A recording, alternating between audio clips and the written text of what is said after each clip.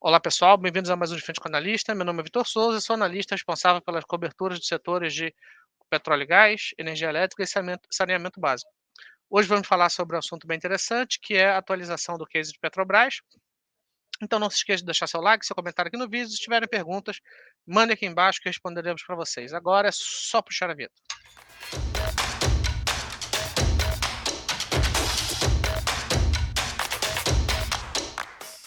Tá, o primeiro ponto aqui é um relatório que eu publiquei tem alguns dias. Então, na realidade, essa conversa aqui vai ser sobre 2 relatórios, tá. Então, primeiro foi o motivo do porquê de eu ter publicado essa atualização. Eh, Todo início de ano, as empresas petroleiras, elas publicam as suas certificações de reserva. A Petrobras inicia os trabalhos, enquanto que as demais, PetroRio, 3R, Recôncavo, devem publicar ali mais para o final de fevereiro. Tá? Então, bem, a Petrobras fez a publicação, da sua certificação de reservas e o resultado foi positivo, tá? Então, ela fechou o ano de 2022 com 10,5 bilhões de barris e encerra o ano de 2023, com 10,9 bilhões de barris. Então, assim, perceba que a produção foi bem expressiva, só que as incorporações, né, as descobertas comerciais, superaram a produção. Então, no final do dia, ela tem mais barril a ser extraído ao longo do seu período produtivo.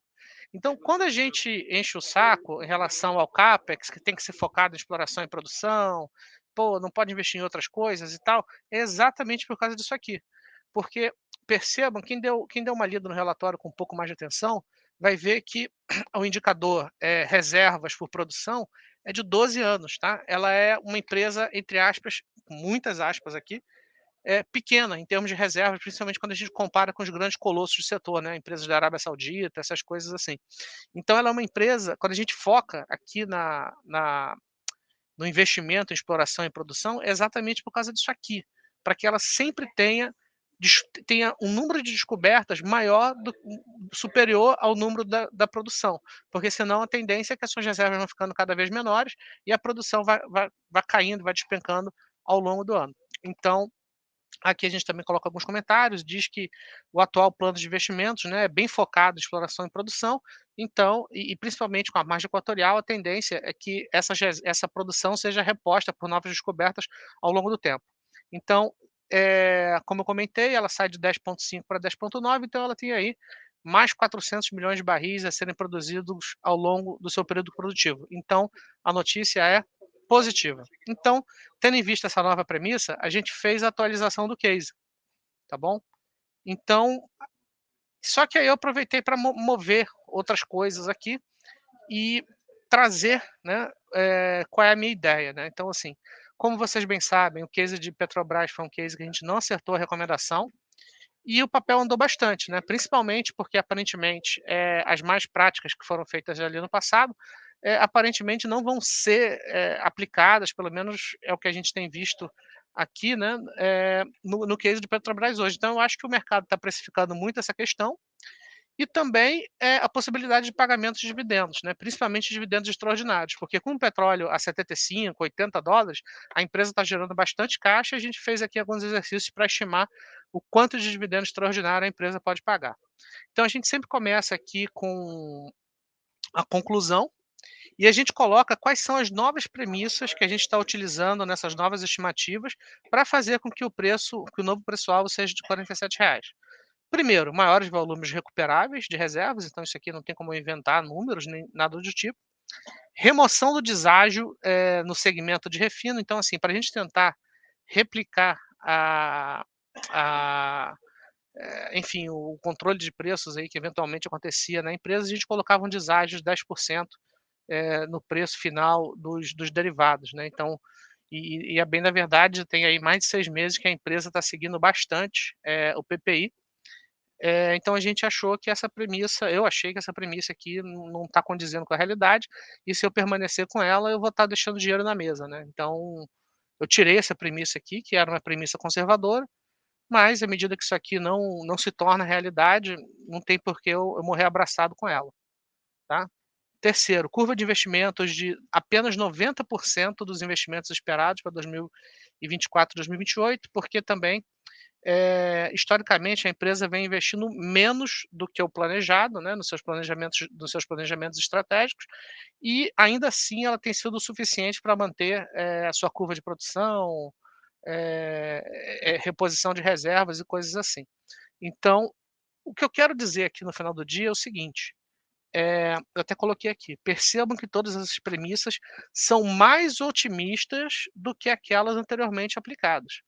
Então, se eu estou falando que eu coloquei na minha estimativa, eu estou removendo aqui o deságio de 10% das minhas estimativas nos derivados de refino, caso esse cenário se reverta, enfim, isso não vai estar sendo considerado e eu acho que a ação tende a sofrer, né.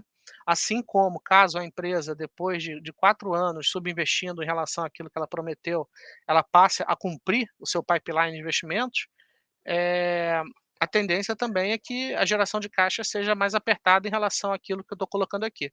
Até porque eu coloco essa redução aqui nos investimentos e não necessariamente altero a curva de produção que já foi, anunciada. Então aqui, quem quiser dar uma olhada nessa tabelinha aqui, estão aqui meus números, tá. Eu acho assim que quem for menos detalhista, mas queira ver aqui minhas estimativas, eu recomendo que olhe essa primeira tabela aqui, e a última, né, que eu acho que é onde tem os dados mais importantes, né. Então perceba que a gente está estimando aí 14% de dividend yield para 2024, sem considerar o pagamento de dividendos extraordinários, tá. Então, a gente fez um exercício aqui até onde pode chegar os dividendos extraordinários da empresa. Então aqui também tem um resumo das recomendações que a gente tem, e a gente permanece com a preferência em Prio. E por quê? A Prio está meio parada, né, já tem um tempo. Quem participou aí das lives que a gente tem feito, o que está acontecendo com a Prio é o seguinte, depois dela ter performado operacionalmente e o próprio preço da ação ter saído lá dos 20 até os 40 e tantos reais, eh, ela está num compasso de espera, porque ela tem um grande projeto a entrar em operação no segundo semestre de 2024, que é o campo de Uarro, que foi adquirido há 4 anos atrás, mais ou menos, e que ele deve se tornar operacional somente agora no segundo semestre, né. Então, assim, para a ordem de grandeza, é esperada aí uma produção de 40.000 barris por dia, enquanto que a empresa produz 100.000 barris hoje. Então a gente está falando aí de um crescimento de 40%. Então, assim, é um projeto muito relevante e que naturalmente vai destravar muito valor.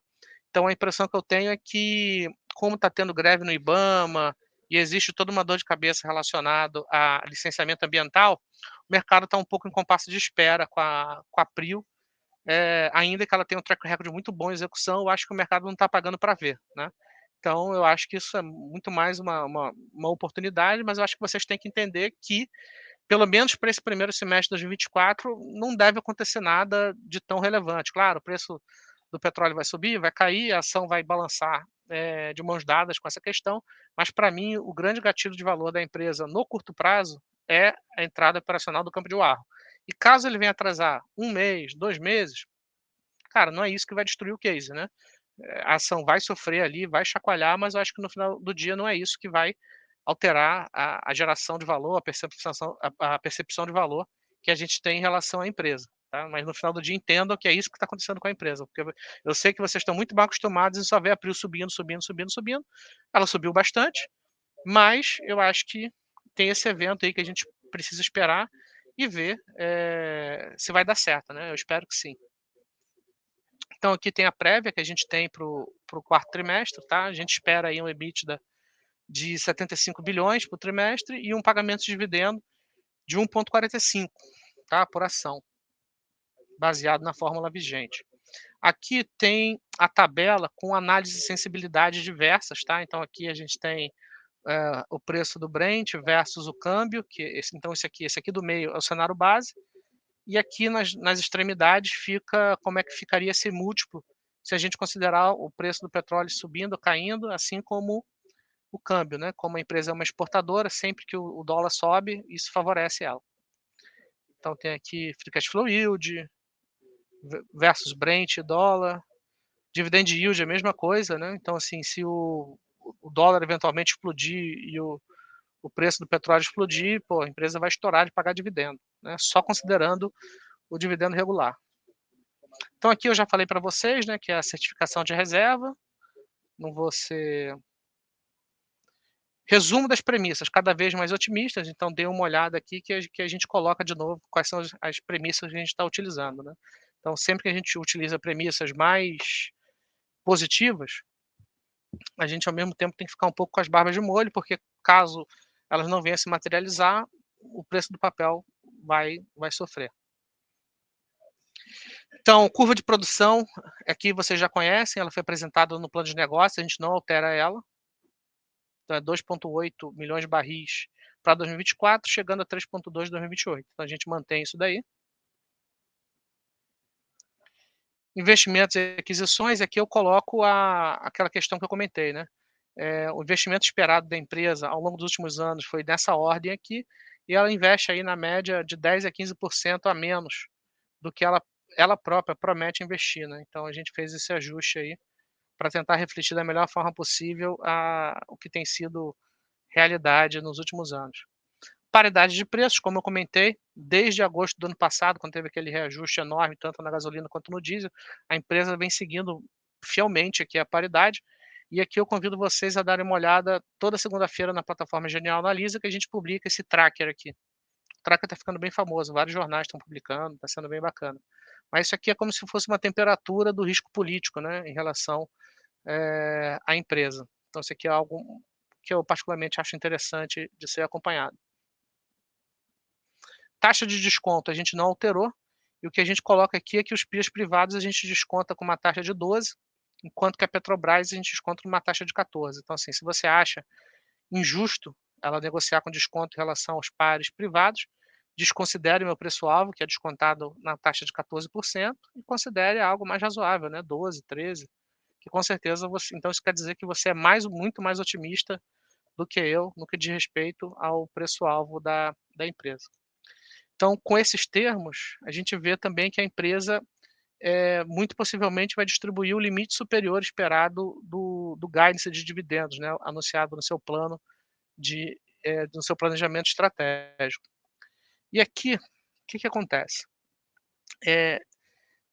A empresa, como vocês bem sabem, ela tem sido muito generosa no que diz respeito aos pagamentos de dividendos, mas saíram aí nos jornais uma viagem que o CEO, o CFO, o CEO e o CFO da empresa fizeram lá em Nova York, e o que saiu nos jornais é que eles defenderam muito a possibilidade de pagamentos de dividendos, a manutenção dos pagamentos de dividendos da empresa, e quem sabe até de pagamentos extraordinários. Então o que a gente fez aqui foi o seguinte, a gente fez uma análise de sensibilidade do quanto que a empresa conseguiria pagar de dividendos caso ela viesse a se alavancar um pouquinho, né, ou um pouquinho ou muitão. A empresa fechou o último trimestre com uma alavancagem de 0,8 vezes dívida líquida EBITDA, é uma alavancagem super tranquila. E caso ela resolvesse se alavancar um pouquinho mais, olha como é que ficaria o endividamento dela. Endividamento não, perdão, o dividend yield. Ficaria de mais de 20%, tá? Então, assim, se ela quiser colocar o seu endividamento em uma vez, que eu acho super razoável, acho super coerente, não acho nenhum absurdo a empresa pegar um pouquinho de dívida para pagar um pouquinho de dividendo, ela conseguiria pagar mais de 20% de dividendo em relação aos seus preços atuais. Aí, caso ela queira fazer alguma loucura e praticamente dobrar a sua dívida, a gente está falando aí de um dividend yield acima de 40%. Assim, não acho que vai acontecer, tá? Acharia até que o papel tenderia a sofrer, mas aqui eu fiz aqui, o papel e o modelo aceitam qualquer coisa, né? Então o que eu fiz aqui foi, quanto é que se ela quisesse chegar a uma dívida de 1,5, quanto é que ela conseguiria pagar dividendos? Conseguiria pagar isso aqui, né? Até porque se ela tem uma EBITDA aí de 240 bi, se a gente está falando da dívida praticamente dobrando, a gente está falando aí de mais de 200 bi de dividendo, né? O que seria, enfim, imprudente da empresa fazer algo desse tipo. Claro, todas as demais variáveis constantes. Quem lembra aí de 2020, 2022, ela pagou um caminhão de dividendo, mas por quê? Porque o petróleo chegou a $120, tá? Então, assim, foi um efeito preço ali, não foi um efeito endividamento. Então é isso. Espero que vocês tenham gostado, né? Eu acho que a grande mensagem que eu quero passar aqui é que, ok, eu estou abraçando premissas mais otimistas no meu modelo, e sempre que você fica mais otimista em alguma coisa, você tem que colocar as barbas de molho e ver se esse cenário mais otimista, de fato, ele vai vir a se concretizar ou não. Então a gente coloca aqui como manter, seja feliz com as suas ações da Petrobras, receba seus dividendos, e é isso, gente. Espero que tenha ajudado. Até a próxima.